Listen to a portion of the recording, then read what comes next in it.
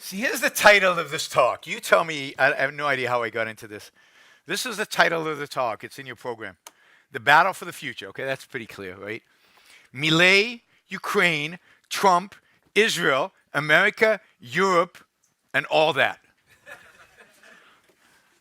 I have no idea what anybody was thinking when they came up with that title. It wasn't my title, believe me. I wouldn't do that to myself. But there you go. Good luck, thank you. So I'm actually going to start somewhere else. I'm going to start here in Amsterdam rather than to try to take on that list. We'll get to that list later. I mean, I love this city, and I'm happy that there's an objectives conference here, and I'll talk about Amsterdam specifically tomorrow. We've got a whole talk about it. But one of the things that Amsterdam, I think, represents and should represent in our mind, and if you study history a little bit, Amsterdam, to a large extent, can be viewed as the birthplace of the Enlightenment. Amsterdam represents the turning from the Renaissance to an Enlightenment that really develops in France and in England and in Scotland, but everything goes through right where we are now. Really, many of the first thinkers of the Enlightenment, the beginning of the Enlightenment, the real radicals of the Enlightenment are here.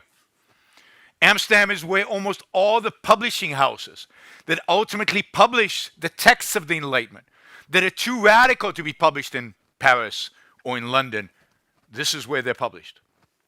So Amsterdam has a unique historical significance if we value liberty, if we value freedom, and again, I'll talk about it more tomorrow. But I think that's a good entryway into what I think is really, really important if we want to understand the world in which we live today. And that is an entryway into the Enlightenment. In a sense, the Enlightenment is what, when we talk about Western civilization, is really intellectually what we're talking about. The Enlightenment is intellectually the most crucial period in the West's history, other than Greece, which of course inspires the Renaissance and then the Enlightenment. But in terms of what's happening in Europe, the Enlightenment is where the ideas, the good ideas that we have today in the West come from.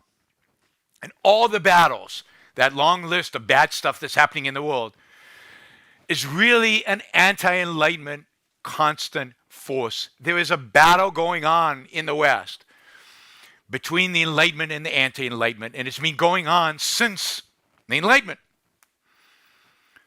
So what is the Enlightenment? What does it represent? What are the ideas that come out of the Enlightenment that are then challenged and are constantly under attack? And today you see that attack on a scale maybe we haven't seen maybe since World War II. But what does the Enlightenment represent? It represents a decline and demise of religion, but more fundamentally, a decline and demise of faith as the source of knowledge. The idea of the Enlightenment is that reason is where we get knowledge from. Maybe they didn't have we know they didn't have a full conception of reason, a full conception of what rationality meant. That only Ayn Rand has, and in every one of these respects, Ayn Rand completes the project that is the Enlightenment. But they clearly have a view that to understand the world, we need reason, we need perception, we need to view the world out there, and we need cognition. We don't get truth from revelation. And they're rejecting faith, not completely, not in every realm of life, but in a significant portion of life. So it's the rebirth of reason. It's not an accident that the Enlightenment is often called the age of reason. The age of reason and the age of science. And science and reason, of course, go together. You know, one of the Amsterdam, right? We have here the philosopher Spinoza, who's part of that movement, away from faith towards reason. So reason is definitely a concept, an idea, the efficacy of reason, the importance of reason. Reason as our means, as human beings of knowing reality, comes from the Enlightenment.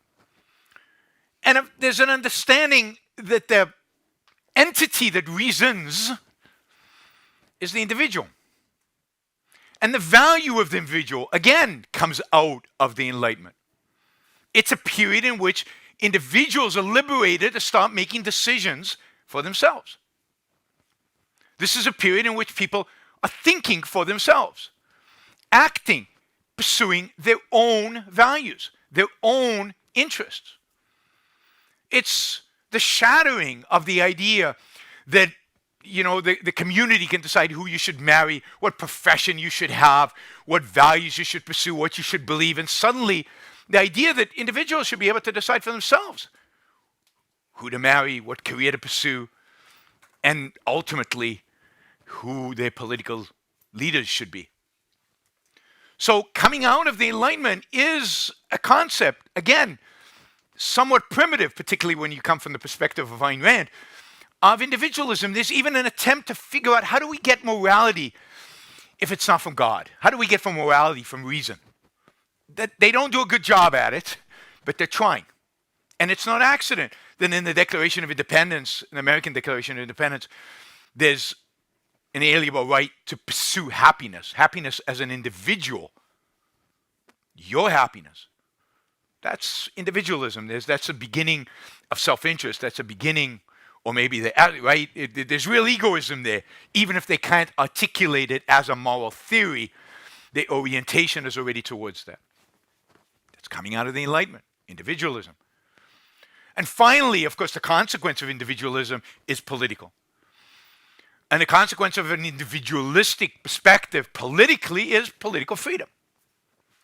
And the Enlightenment is this period where they're advocating, they're starting to challenge the prevailing view of politics, kings and aristocracy, and that whole notion. And you get, both out of the Scottish Enlightenment, but primarily out of the French Enlightenment, this real suspicion of aristocracy, this real suspicion of kings, and the beginning of demands for a republic, for individuals being able to choose their political leaders. And of course, what you get is the key political concept. The key political concept that we all understand is at the heart of politics, which is what? What's the beginning, the key concept for politics? Rights, individual rights, right? Individual rights. That's the bridge between individualism and the political, is individual rights. And that's John Locke, right? And even before John Locke, a little bit, there's the beginning of it here in Amsterdam with Grotius, how do you pronounce it? Oh, forget about it. I'm not going to even try to do that, but that guy. And again, he doesn't have a full conception, but this is the beginning, that they're working on this concept of rights and what it means and what implications it has for politics. And of course, by the time you get to the Founding Fathers, 1776, now you've got a theory and you've got a political application, and America is the crowning achievement of the Enlightenment in terms of politics. It is the manifestation of it. And the Declaration of Independence, the greatest document, political document I think ever written, is a manifestation of that Enlightenment. So here you have a whole system built on reason, individualism, and political liberty, individual rights. That's what the Enlightenment is. And really, that is what Western civilization is. That's the essence of civilization. That is when we're talking about what we're fighting for. That's what we're fighting for. We're fighting for a deeper understanding of that, because Ayn Rand has completed all of those and given us a much more solid foundation for all of those concepts. But it is those concepts that we're fighting for. It is those ideas that are crucial to maintaining civilization. It is what civilization means today. And Onkar talked about how amazing the world around us is, and it is. I mean, it's, again, easy, and my list reinforces, it's easy to focus on all the negatives. But, who's holding up his phone up there and videotaping me, it is amazing, yeah, I've got the iPhone. Had to pull it out at some point, right? I mean, this stuff is amazing. We live in a time that is truly spectacular in terms of our ability to live, our ability to exercise our will, our ability to pursue our values. Yes, there are lots of limitations, and we can focus on all the bad and all the constraints and all. But why? We can also focus on all the positives. From a historical perspective, there's never been a better time to be alive. Intellectually, the Enlightenment, the 19th century in Greece were greater. Artistically, the 19th century was greater, and many centuries were greater. But, I can enjoy all that art today. So there are no modern artists that are creating anything like that. Okay, but I can still enjoy all that art today. And I can enjoy all that art today because I can get on an airplane and go there. I can enjoy all that art today because I can go on the internet and search it and experience it. I can even go to a company and ask them to print me out a copy of my favorite painting. And you'll get a oil painting, a replica of your favorite painting put up on your wall. It doesn't cost that much money. These are truly amazing things. But that's all, and it's important to understand that all of that, the science, the technology, the entrepreneurship, and the acceptance in our society, at least to some extent, of the fact that each one of us is pursuing happiness, the acceptance of that, that's the Enlightenment. That's the remnants of the Enlightenment in our culture. That's still alive and well. Every time an entrepreneur starts a company, taking risks based on his own ideas, without asking for permission from the prince or the king or whatever, that's the Enlightenment. Now, that, again, it's not perfect, but we should appreciate what we have, and we should appreciate where it comes from. So that's the positive. And the positive is all grounded in those ideas. Now, from the beginning, the Enlightenment is challenged. From the beginning, the anti-Enlightenment forces rise up. Initially, it's a philosophical objection. Initially, it's an attack both from philosophy and from religion. The attack from religion is not particularly powerful. But what is powerful is the attack from philosophy. And you can talk to the philosophers about why the attack from philosophy was so successful, what the holes were in the Enlightenment. We're not going to get into that. But from Immanuel Kant to Hegel to Schopenhauer to Marx to the whole string of mostly German philosophers, they attack and demolish these ideas of reason. Ankar mentioned it earlier, right? But undermining reason, right? Kant turning reason upside down. Yeah, you can do it. It just doesn't reflect anything about the real world. Doesn't reflect anything about reality. They attack reason. They attack individualism. We're all one, Hegel says, right? I mean, there's no individual. Marx. And they attack, of course, political freedom, political liberty. And the consequence, once you get rid of individualism, is going to be authoritarianism. Now, it takes ideas time to manifest themselves in human action and in political action.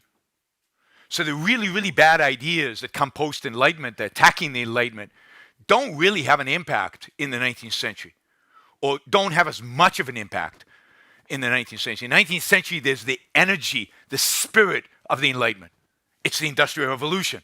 It's taking those Enlightenment ideas and manifesting themselves in people's lives, in building and creating. People are too excited. What are they excited about? They're free. Maybe for the first time in human history, people are free. They go out there and they can invent, they can produce, they can build, they can create. This has never happened before. They don't need to ask for permission. It's, for a brief period, there's a permissionless society. So the Enlightenment is manifest in this 19th century. Not fully, not consistently, with all the caveats associated with it, but to a greater extent than ever in human history, really, in terms of the freedom individuals can express and go out there and build and create and make. But in the background, the intellectuals are striving against. And the real effect of the anti-Enlightenment is really not felt until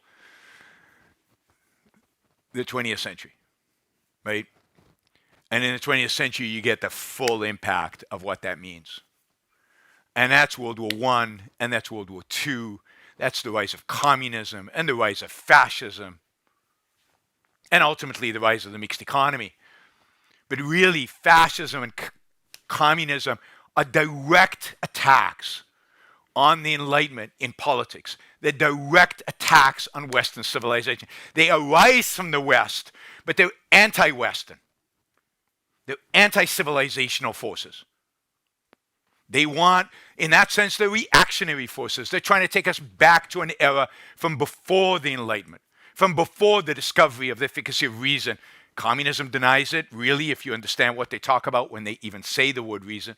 Fascism denies reason. Certainly they both deny individualism, and certainly both deny political freedom. So fascism and communism are direct attacks at the Enlightenment and direct attacks at Western civilization. And they're defeated. Thoroughly, systematically. They're defeated. They're crushed. And yet by the time they're crushed, our understanding in the West of the ideas that made the West possible is dramatically diminished. So we know we kind of won, but we don't know why. We know we kind of won, but we don't understand where that comes from. In the West, we cling maybe to the idea of political freedom, but we don't really understand its value because we've lost individualism and we've lost reason. Our intellectuals no longer advocate for individualism and reason. So all we have is kind of a mushy conception of what political freedom actually means, and it's turned into much more of a democracy than it was originally thought of as an individual rights-based republic. The concept of individual rights is lost to a large extent. I mean, remnants survive in America because America has a constitution.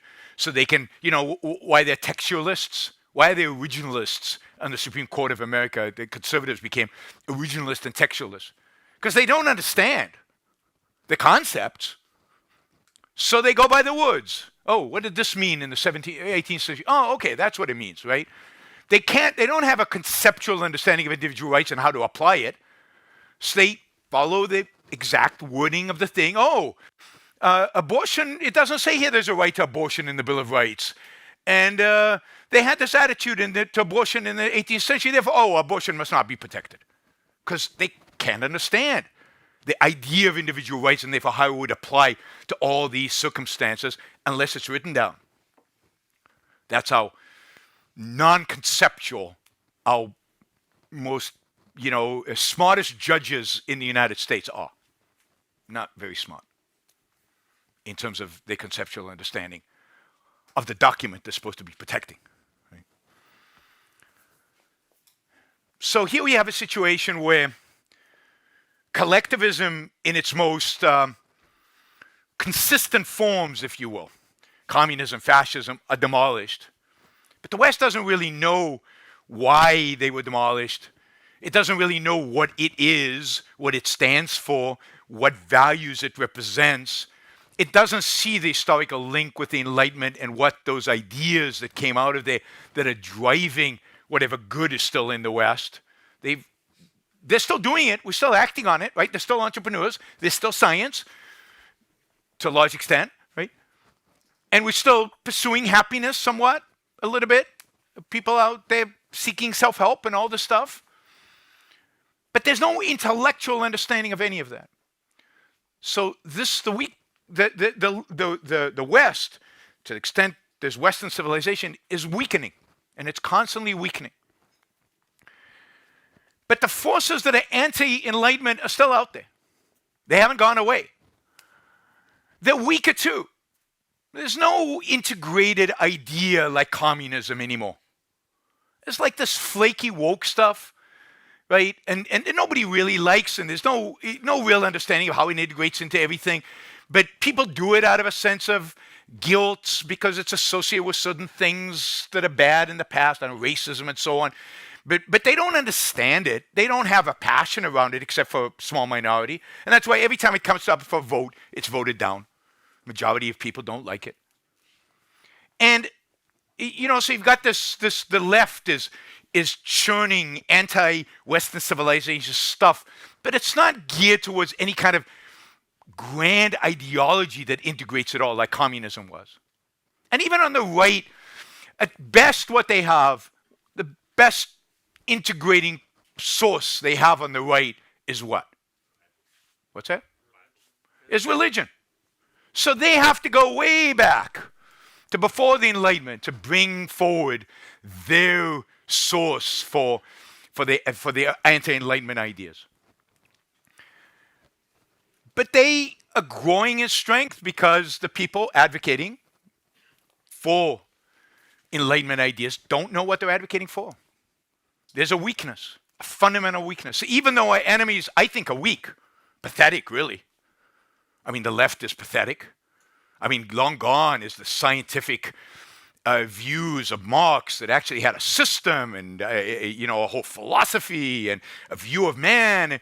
Now it's just completely haphazard, disintegrated, to some extent nonsense.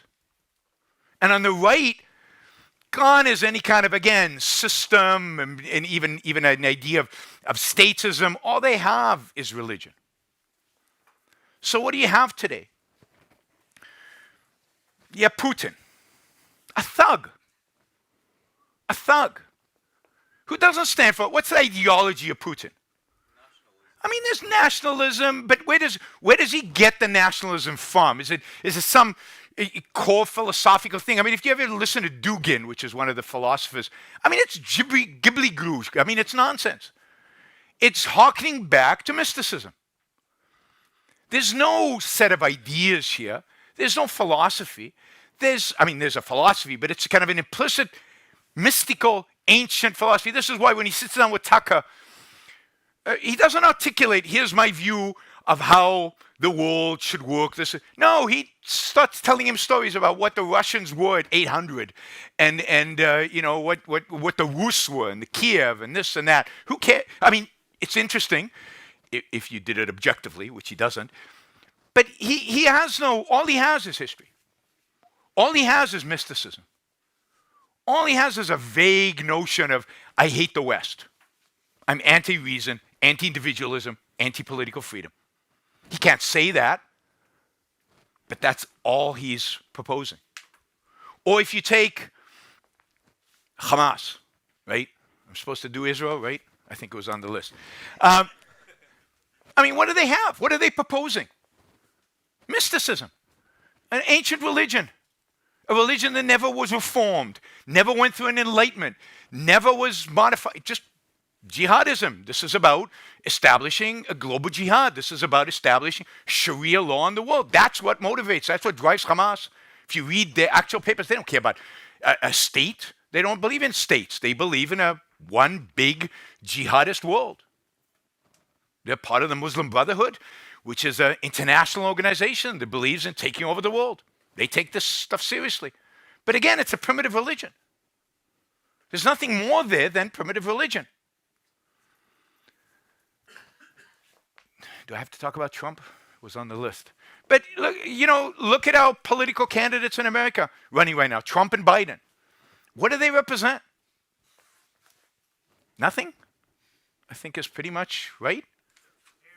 Again, Trump represents some hearkening to some vague nationalism, which is really foreign to Americans. It's not exactly clear what it actually means. There's no 1,000-year history that he can go to, and there's no so he just it's just promising the popular, it's populism in the sense of figuring out what gets people excited and they clap a lot and saying that.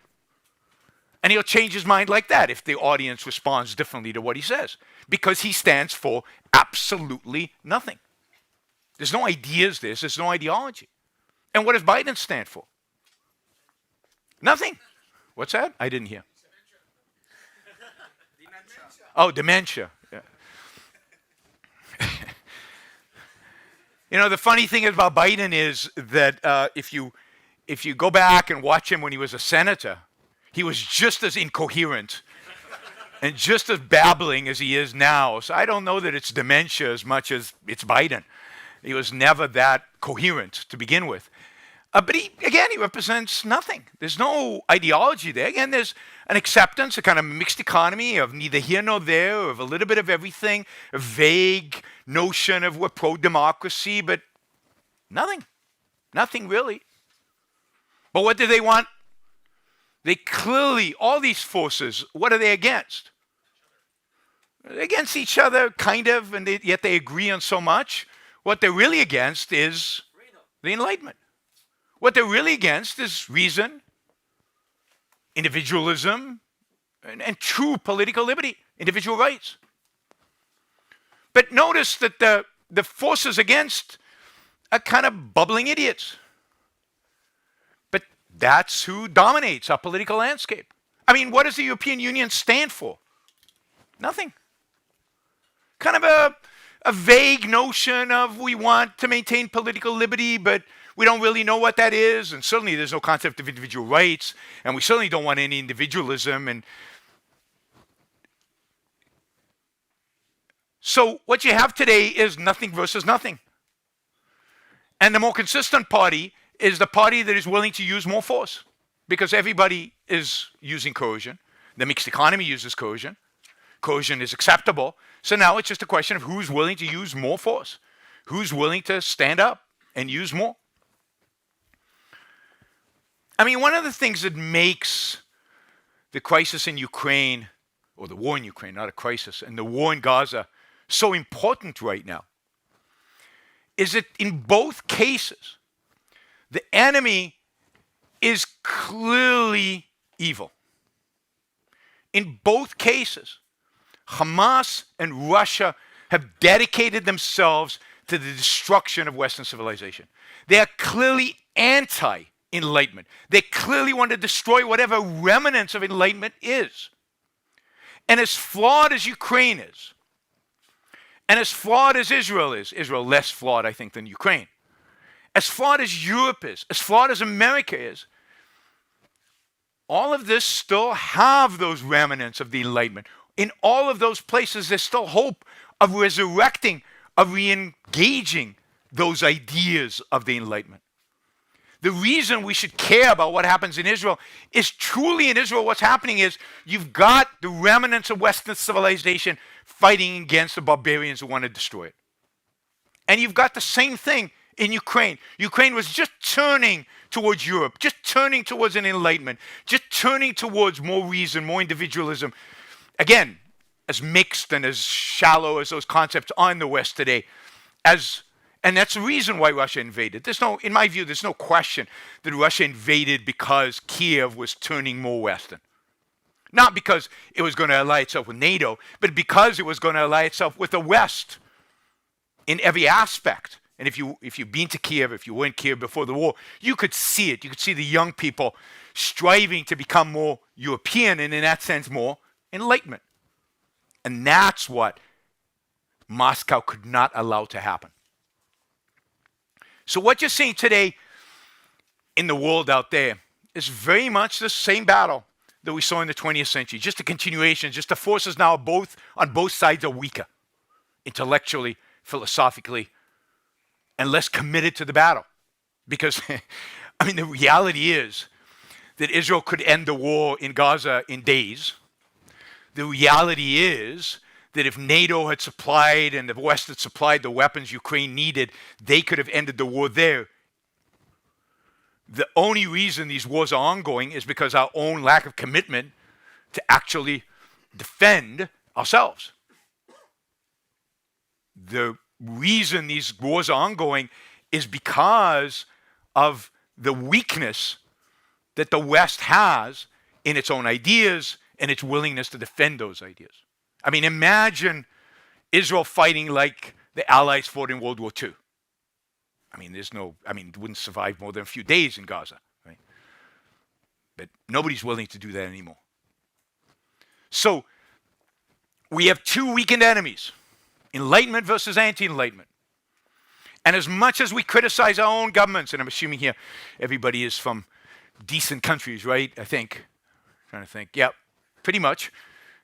That's right. We've got somebody from Hong Kong here because I haven't mentioned China yet. But yeah, there is this constant battle between Enlightenment and anti-Enlightenment. And it's ongoing. It's been going on since the Enlightenment happened and the reactionary forces of religion rose up against it and secularized their anti-Enlightenment views and have been coming at the Enlightenment since then. And, China's another example of this anti-Enlightenment force, right? This anti-Western force. In the name of what? What is the Chinese regime today consolidating power and repressing its people and taking over Hong Kong? What is it doing it in the name of? What ideology is it doing it in the name of? Kind of a vague nationalism. Well, it's not even imperialist. They don't really, but it's like this vague. They suggest a link to Marx. They want to pretend that there's some link to Marx. There's Xi Jinping's thought. They're studied now in schools. Nobody knows what exactly any of that means. When Mao's thought was studied, everybody knew what it was. It was clear-cut communism. This is kind of vague and unspecified, weak. But China's everybody's afraid of it because we don't know what we stand for. We don't know what we stand for. So the battle we're in is really a battle to save the good that we still have and to make it better, because we know much better is possible. As good as things are in America, as good as things are in Europe, as good as our individual lives are, they could be so much better, both personally as we integrate these ideas into our lives, but also politically as these ideas spread throughout the world. But one way to conceptualize this is to think about it in terms of these ideas of the Enlightenment. The Enlightenment has to win for us to win. We are, in that sense, objectivism. Those objectivists out there that are fighting to bring these ideas into the culture are fighting for the ideas of Enlightenment. The ideas of reason, individualism, political liberty, individual rights. That's what this is all about. Enemies are pretty weak. It's not like they're strong. What is the concept that Ayn Rand uses to describe what's going on today in terms of why the enemies of the good are winning? Sanction of the victim. They can't win without us sanctioning them. Putin can't win without the West's weakness and, to some extent, i.e. Tucker Carlson, groveling before him. Putin can't win on the basis of his own strength. He has no strength. Hamas cannot win on the basis of their strength. They have no strength. They can only win through Israel's weakness. They can only win through Biden constantly telling Israel to stop. The West constantly telling to Israel, now the risk is that if Israel actually executes on the war, they will be declared what? War criminals, and anytime they step in Israel, in Europe, they'll be arrested. That is what gives Hamas power. It's our sanction that gives them power. It's our inability to support fully our side, the side of civilization. So I think if we conceptualize what Anka described today, we're trying to train new intellectuals. We're trying to get objectivists and then intellectuals. Well, the war, the battle that we're trying to train those intellectuals for is a battle to save Western civilization. It's a battle to save the Enlightenment. Life is the best that it's ever been, and it might be the best that it's ever been for a while still. But at some point, it will not sustain itself. At some point, the momentum will stop. At some point, if somebody doesn't defend it, the Enlightenment will disappear. And the forces defending the Enlightenment are very weak. And here I want to come to Milei, right? Milei, who's now the president of Argentina, surprisingly, as being kind of a beacon of hope and a beacon of lightness in a sense, right? Here's a guy who was advocating for a shrinking government, gave a speech, in many respects, an amazing speech at the World Economic Forum about the contrast between collectivism and individualism, how it's all about individualism and collectivism is evil. Here's a guy who is completely trying, at least, to completely reform the Argentinian economy and Argentinian political world and political culture. And I hope he succeeds. I mean, I really hope he succeeds, right? But the reality is that he's too early. He's too early. The world's not ready for that kind of change. And in a sense, he's not ready for it. He's still a mixture of a lot of good, but a lot of confusion and a lot of bad ideas. His talk at the World Economic Forum was pretty good, but when it comes to his moral defense of capitalism, which he tried to provide, it was pretty collectivist, utilitarian. Right? It's good for society. Capitalism is good because the poor do well. I mean, that's true, but that's not why capitalism is good. That's not what the morality of capitalism is. Morality of capitalism is the freedom of the individual to live his life based on his own judgment, in pursuit of his own values, in pursuit ultimately of his own happiness. Capitalism allows for that liberty. But Milei can't go there. He can't go there because he's not yet completely committed to these ideas of individualism and to these ideas of egoism, of selfishness, of self-interest. So he can criticize collectivism, but what's the alternative?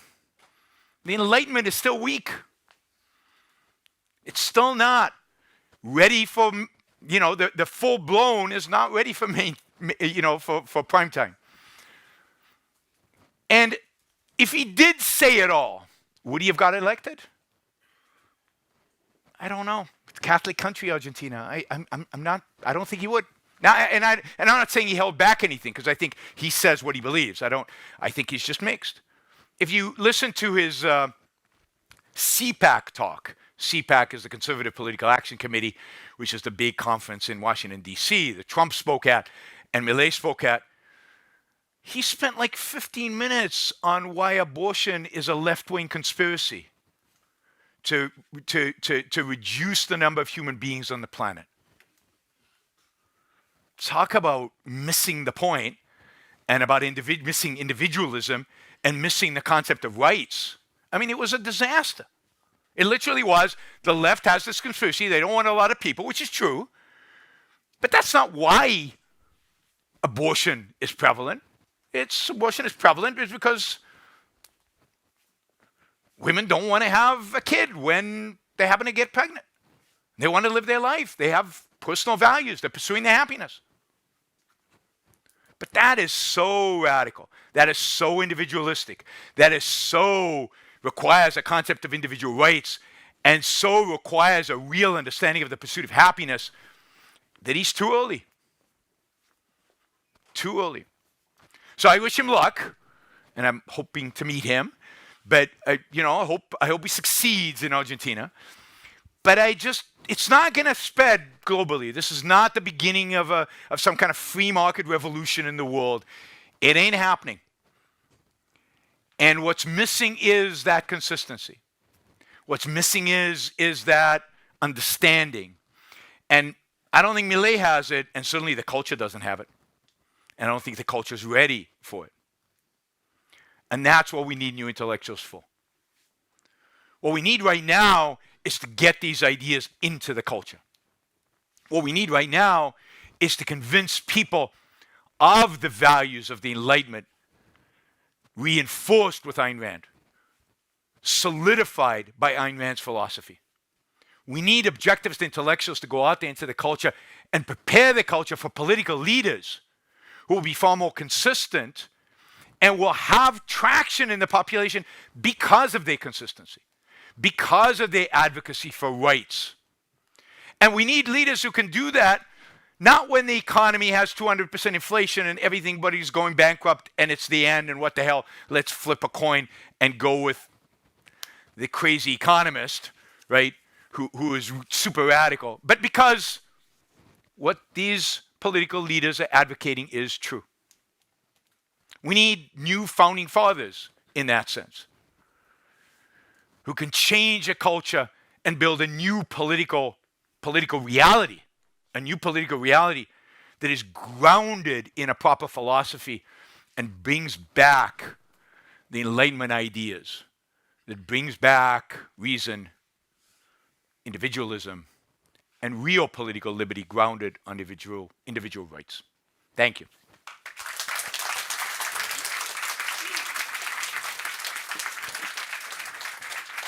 All right, we got time for questions.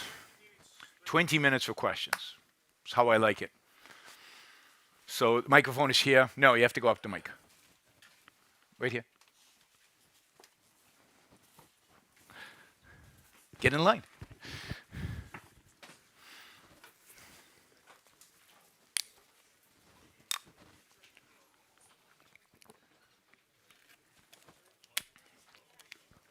The microphone for the questions is off.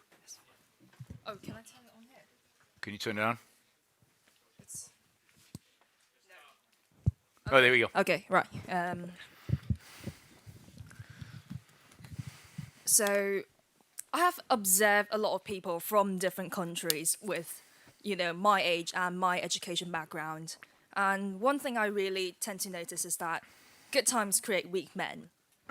Yeah, I compare, I compare most of my Eastern European acquaintances and then my American acquaintances, and and my Eastern European acquaintances aren't into socialism; they aren't into pacifism, whereas most of my American acquaintances are so well defended that they don't know they are being defended. So, which makes me a little pessimistic. Like, do people have to learn the lesson the hard way? Because if we're trying to achieve a better society and a better society, like, how do we educate people on this sort of stuff without having people learn it the hard way? So, people don't tend to learn from experience. If they did, China would be in a lot better shape than it is right now. Right? The Chinese lived through Mao. Why did they want to reliving that? Why did they want to relive that? Right? The Eastern Europeans lived through communism, so they know what they hate. But they also have the benefit of being next to Western Europe and seeing what's available and seeing what's possible and having the impact of Enlightenment ideas on them. Now, America is weak, but it's not weak because it hasn't been authoritarian. It's weak because the ideas that made it great have gone undefended. Nobody is defending them. And it shouldn't surprise anybody that the current election is between a nothing like Trump and a nothing like Biden. When over the last 50 years, we've had nothing intellectuals preaching nothingness, right? So there is no intellectual support, intellectual reinforcement for good ideas in America. And those good ideas, and given the awful educational system in America, which is worse in many respects than I think the European educational system, you've just seen a deterioration in values, the deterioration in determination. I don't think it's the fact that they're not challenged, by nature right now, because the reality is that we most challenged by nature. Life was tough before the Enlightenment, right? And it didn't lead. I mean, the Dark Ages were dark for a very, very long time, in spite of the fact that you think they'd be motivated not to be dark anymore. So it's that's not what motivates us. It's ideas that drive history. And ideas have been rotten for the last 50 years. So yeah, you get rotten people as a consequence. The advantage, again, the Eastern Europeans have is they've seen They've seen worse, and they can look and they can see the better. So for a while, that'll hold them up. And Poland right now is doing fairly well, and they're investing hugely in the military. And there's a clear reason why. Right? Putin is right there. And notice that the country he blamed for all their problems during his interview with Tucker was not Ukraine. It was not Germany. He actually gave the Nazis a pass. Who was it? It was the Poles. I mean, if there's one people that came across that he hates in that interview, it was the Poles. I would be investing heavily in tanks right now if I was Poland. So, but that won't last unless there's an intellectual foundation for it to last. So yes, for a while that'll keep them going, but they will surrender just like other countries are willing to surrender, have been willing to surrender in the past, if they don't have the ideas to bolster their self-confidence. Thank you. Hi. So I have a question that I have debated about with a lot of objectivists, and I still haven't got an answer that satisfied me.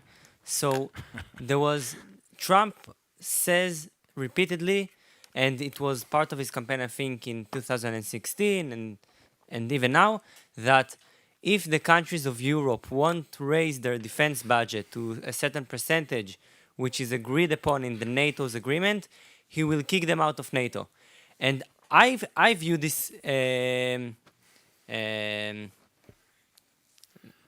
demand as completely fine. Like, why should America be an altruistic country and help countries that don't even pay for their own defense? But a lot of objectivists tell me, no, we should defend. It's in this context to say it when Russia invades Ukraine, and you can't leave the countries of Europe alone. There's still remnants of freedom over there, and Trump is crazy. But I think this is pretty legitimate demand. So I don't think it's illegitimate a demand. It just becomes illegitimate when Trump makes it, because he's not making it on the basis of any kind of principle. I would even argue you could make a legitimate argument to say the United States should not even be in NATO. NATO should be an alliance of European countries to defend Europe, and they don't really need America. They're rich enough to defend themselves. And you guys are rich enough to defend yourselves. You don't really need America if you're willing to go out and defend yourselves.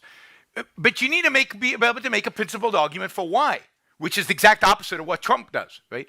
So, no, there's no question that Europe needs to pony up and defend itself better. It needs to depend less on the United States. The United States should stop presenting itself as the defender of Europe no matter what, particularly when Europeans are not willing to defend themselves. I think all of that is absolutely true. It's just when Trump says it, and the context in which he says it, and how he says it, there's no principle behind it. There's no reason for it. He's just, he got a good applause line when he went after NATO. So he went with it. But there's no belief there. There's no system of beliefs. There's no strategic understanding of what is required. There's no understanding of the difference between Western Europe and Russia. There is a big difference between Western Europe and Russia. And Western Europe are basically, and there's no understanding of the fact that we are right now, whether we agree or not, we're in NATO. Which means that if Estonia tomorrow is invaded by Russia, the US, by treaty, has to defend Estonia. Does anybody think Trump would actually do that? I don't. So what he's really doing is not standing up for America. What he's really doing is trying to undercut Europe. So his motivation is not, this is what America's self-interest is. It's, I don't care about Europe. Hey, Putin, what did he say the other day? If you want to invade them, fine. That's corrupt. And he is corrupt. I can agree that he's corrupt, and I can see what you're saying, but still, I think when he talks about it, he says, we don't need to pay for countries who don't pay for themselves. Absolutely, because it's a great applause line. I mean, I'm sorry, I've watched Trump enough to know. Like, he used to say, I saved us from COVID because I funded the vaccines, and the vaccines are amazing, and we saved millions of lives. And what happened? The audience booed him. Trump does not like to be booed. Now he's anti-vax. He's becoming, and he has lines, or he avoids vax completely because he knows, right? So he plays his audience, and the line saying, NATO, those bad Europeans, they need to pay for their own defense. That got great applause line, as you would expect. So he's gone all in with it. Okay. I mean, there's no actual strategy. I mean, it would be one thing if there was a strategy that says, here's what American self-defense requires. And part of American self-defense means we need to bring troops home. We need to stop defending Europe. They're rich enough to defend themselves. Here's the steps that we should take. It's not what is going on. And look, his attitude towards Ukraine. I mean, here's a real existential battle here. This does represent Western civilization versus the barbarism that I think Russia represents today. And what is he suggesting? It's not just, we shouldn't use American taxpayer money to whatever, which is, he doesn't care. If Putin wants Kiev, let him have it. That's the attitude. And that means I'm not standing with Western civilization. I don't care. Indeed, he likes Putin. I mean, he admires Putin. He admires Xi. He admires the dictators of the world. So he has no positive view of Western Europe and even of America, in my view. He doesn't know what America is. He has no conception of America. That's why the whole America First is, or Make America Great Again, is such a ridiculous. Because what does America mean? What is America? I mean, according to Tucker Carlson, it's beautiful scenery and God. But not according to reality. America is the land of the Enlightenment. America is the land of the Declaration of Independence. America is the land of the Constitution. These people have no clue about any of that. So, just We've got a lot of questions behind you. So it's just if you say the right things, but for the wrong reasons, they're not the right things. They're worse than the right things. Okay. They're worse than the wrong things. They're worse, because then the right things are associated with somebody who's really, really bad with really, really bad fundamental ideas. Okay.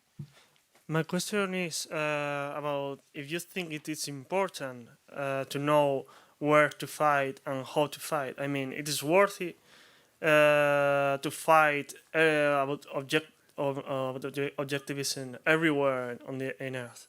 But do you think that there are places on Earth that it is not worthy, and you think we shall go God instead of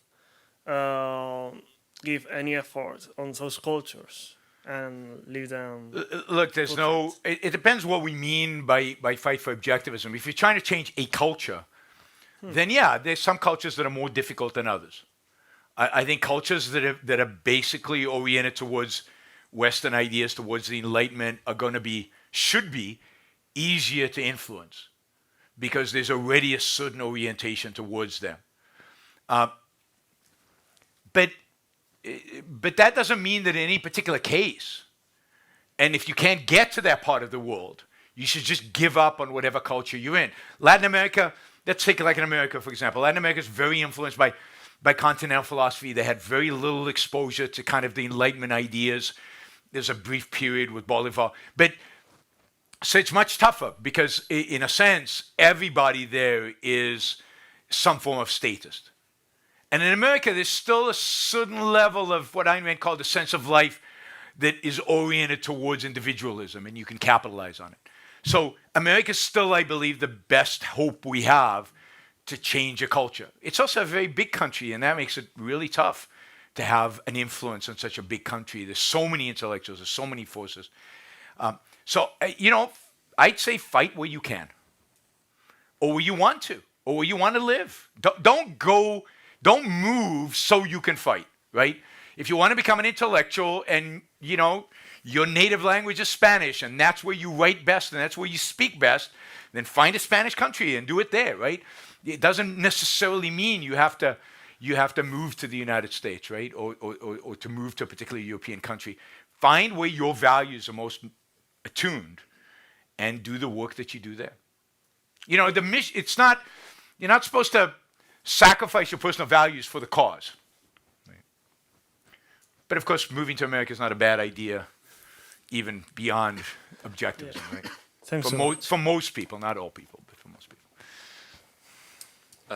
Hi. So I really like 2 points that you've made, that Putin is primarily motivated by hatred of the West, of the Enlightenment, reason, individualism, capitalism, and the point that you made in the question period that the country he blames the most and hates the most in Europe is Poland, especially for me as a Pole. My question relates to the presidential elections. Whom are you going to vote for and why? One of the great benefits of living in Puerto Rico is you're still an American, it's still an American territory, but you're literally not allowed to vote for president. So I don't need to make a choice. Who would I vote for if I could? Not for Trump. So I view Trump as the #1 existential threat to America. Another 4 years of Biden would be awful, horrible, disastrous, but not an existential threat. So I don't know if I could actually bring myself to vote for Biden. So I would either not vote or vote for Biden, but Trump I would never vote for. Okay, thank you. Who asked why? Because I said, I think Trump is an existential threat to the very nature of the American system of government, to the very nature of the country, and to the very nature of the ideas in the country. He is by adopting the America First, by adopting this notion of make America great again, he is perverting the very nature of what America is and the very conception of America by associating himself with the flag and with this great country. I think he undermines all the greatness that is there. He is the ultimate pragmatist, the ultimate, and I think a nihilist in the end. Because what he really wants is to see what he perceives as his enemies, pretty much everybody, burn. He's not a builder, even though he's a builder, right? He's a real estate developer. He's not a builder. He's a destroyer, so yeah, I think, and you saw, anybody who acted the way he acted after the last election should never be president.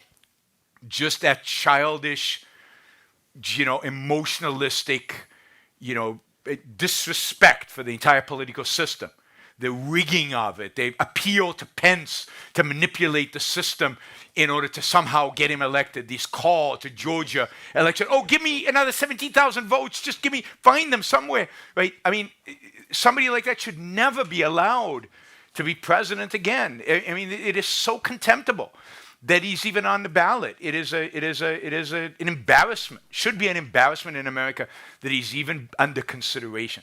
And it says a lot about the nature of American politics and the nature of the Republican Party today, that they voted for him, right? Everybody will tell you, yeah, it's a two-party system, there's just two of them. Yeah, but there were like 5, 7, 8, 9 candidates. They chose him.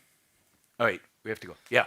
Yeah, I wanted to ask, well, all the rational people in the world, I mean, when the war in Israel started, when everyone saw all the atrocities, I thought to myself, now there are probably people who are rational or semi-rational, who see that and say, well, I can't defend it, or I can't defend it anymore.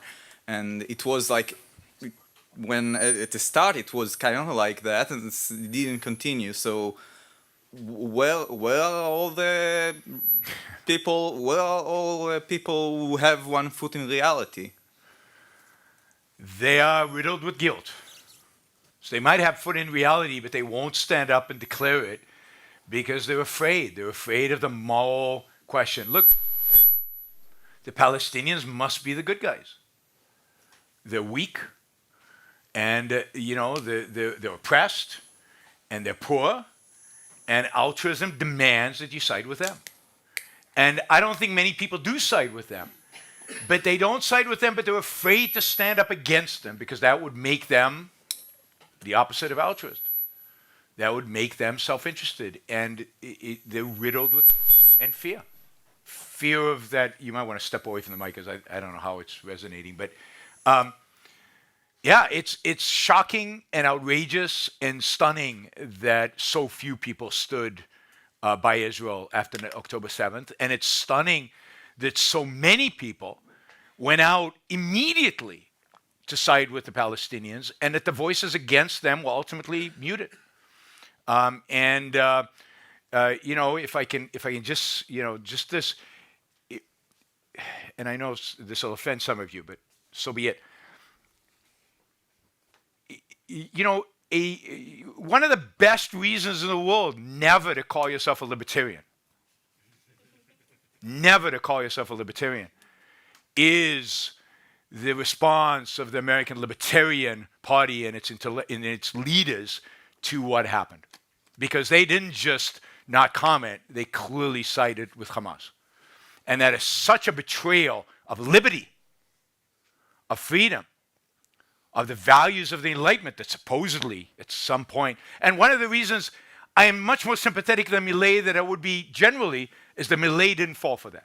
Milei actually stood with Israel and stands with Ukraine in opposition to the leaders of the Libertarian Party in the United States, who have betrayed everything they supposedly claim to stand for. And this has shown them naked as anti-liberty, anti-freedom, anti-everything the West stands for. And therefore the enemy, part of the enemy. So I'm all for getting involved politically and doing what you can politically, but the label libertarian was already tainted. Now, I don't know how you ever recover from that taint, and Nikos is saying, I have to stop, so thank you.